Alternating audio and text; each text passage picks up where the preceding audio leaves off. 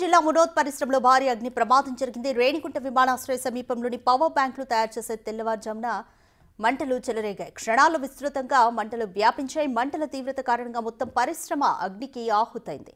అదృష్టవశాత్తు ఆ సమయంలో పరిశ్రమలో ఎవరూ లేకపోవడంతో ప్రాణ నష్టం తప్పింది. అగ్నిమాపక సిబ్బంది మంటలను అదుపులోకి తెచ్చే ప్రయత్నాలు చేశారు. అయితే అప్పటికే ఆస్తి నష్టం ఎక్కువగా జరిగింది. అగ్ని ప్రమాదానికి గల కారణాలు ఇంకా తెలియాల్సి ఉంది.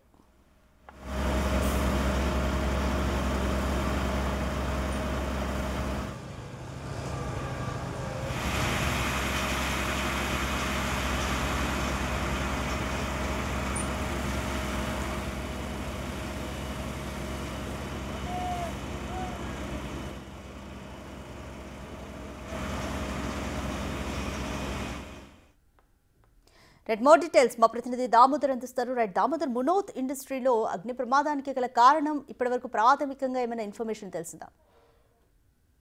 రాధిక ఎయిర్పోర్ట్ సమీపంలోని ఏర్పేడ్ మండల పరిధిలో ఉన్న ఈ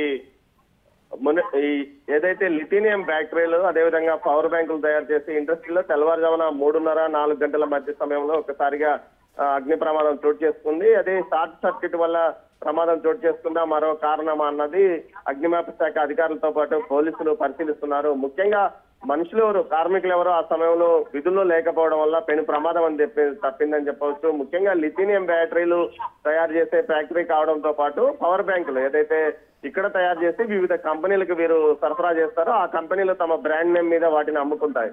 ఈ విధంగా ఏదైతే గత 8 సంవత్సరాల క్రితం ఈ ఫ్యాక్టరీ ఏర్పడింది, భారీగా లాభాలతో నడుస్తుందంటూ కూడా చెప్తున్నారు.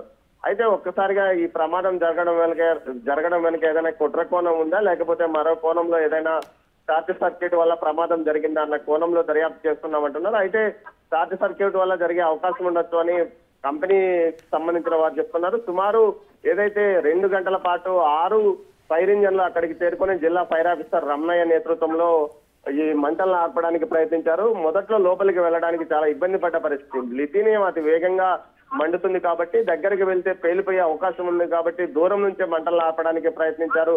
మొత్తం మీద విమానాశ్రయానికి అతి సమీపంలోనే ఈ ప్రమాదం చోటు చేసుకోవడంతో కొంత విమానాశ్రయ అధికారులు కూడా ఆందోళనకు గురైన పరిస్థితి. దీంతో దీనికి సంబంధించి అసలు ప్రమాదానికి కారణం ఏమిటన్న కోణం మీద ఒక సమగ్ర నివేదిక ఇవ్వమని జిల్లా ఎస్పీ కూడా అక్కడున్న డిఎస్పీని ఆదేశించినట్లు తెలుస్తుంది. Radhika, thank you Damodar.